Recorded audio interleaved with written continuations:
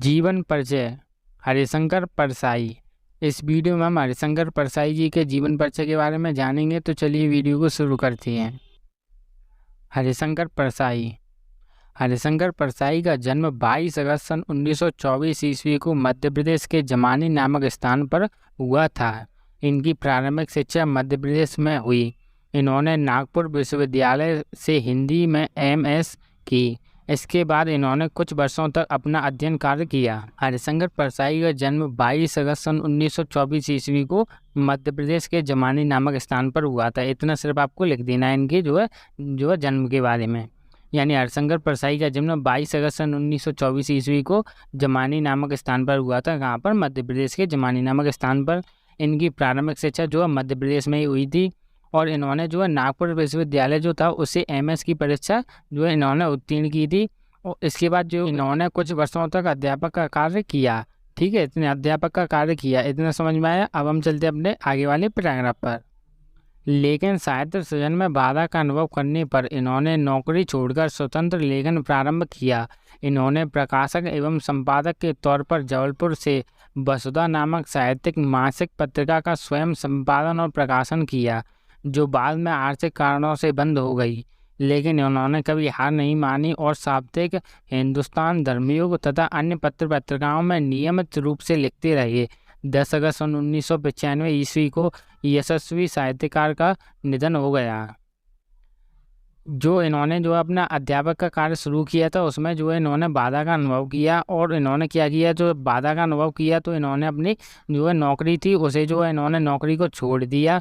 उसके बाद जो है इन्होंने अपनी एक स्वयं की पत्रिका बनाई, जो जबलपुर में इन्होंने जो अपनी स्वयं की पत्रिका बनाई वसुधा नाम से, उसी का इन्होंने जो है संपादन भी किया और जो है इसका प्रचार प्रसार भी किया। लेकिन बाद में कुछ आर्थिक कारणों से जो है इन्होंने ये पत्रिका बंद करनी पड़ी। लेकिन इन्होंने कभी जो हार नहीं मानी थी। इसके बाद जो इन्होंने कुछ और पत्रिकाएं थी जैसे कि साप्ताहिक हिंदुस्तान, धर्मयुग, और ये इन सारी पत्रिकाओं में ये नियमित रूप से मतलब इनमें काम करते रहे थे। और 10 अगस्त सन 1995 ईस्वी को इनका जो है स्वर्गवास हो गया। ठीक है, समझ में आया होगा आपका जीवन परिचय। अब हम चलेंगे इनकी साहित्यिक परिचय पर। साहित्यिक परिचय। परसाई जी व्यंग्य प्रधान निबंध के लिए प्रसिद्ध थे। इनके हृदय में साहित्य सेवा के प्रति कृतज्ञ भाव विद्यमान था। साहित्य सेवा के लिए परसाई जी ने नौकरी को भी त्याग दिया। काफ़ी समय तक आर्थिक विषमताओं को झेलते हुए भी ये वसुधा नामक साहित्यिक मासिक पत्रिका का प्रकाशन एवं संपादन करते रहे। परसाई जी जो थे वो व्यंग्य प्रधान निबंधों के लिए प्रसिद्ध थे। किसके लिए प्रसिद्ध थे? जो है सबसे पहले आपको जो है अपने साहित्यिक परिचय में लिखना है कि व्यंग्य प्रधान निबंधों के लिए जो प्रसिद्ध थे और जो इनके हृदय में जो है साहित्य के प्रति जो है साहित्य की सेवा करने का भाव जो था वो अत्यधिक जो है विद्यमान था।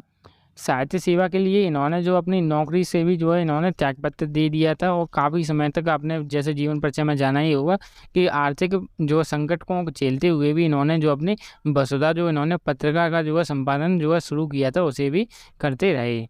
ठीक है, ये हो गया आपका साहित्यिक परिचय। अब हम चलेंगे इनकी भाषा शैली की तरफ। भाषा शैली। परसाई जी ने गंभीर भाषा की अपेक्षा व्यवहारिक अर्थात सामान्य बोलचाल की भाषा को अपनाया, जिसके कारण इनकी भाषा में सहजता, सरलता का गुण दिखाई देता है। इन्होंने अपनी रचनाओं में छोटे छोटे वाक्यों का प्रयोग किया है। इन्होंने अपनी भाषा में कहावतों और मुहावरों का प्रयोग भी किया है। इनके काव्यों की प्रभावशीलता को दोगुना कर दिया है। इन्होंने अपनी रचनाओं में मुख्यतः व्यंग्यात्मक शैली का प्रयोग किया है। परसाई जी जो थे इन्होंने जो अपनी गंभीर भाषा की जगह इन्होंने जो है सामान्य बोलचाल की जो भाषा होती है उस भाषा का इन्होंने प्रयोग किया है, जिसके कारण इनकी जो भाषा थी उसमें सहजता और सरलता का गुण जो है दिखाई देता है।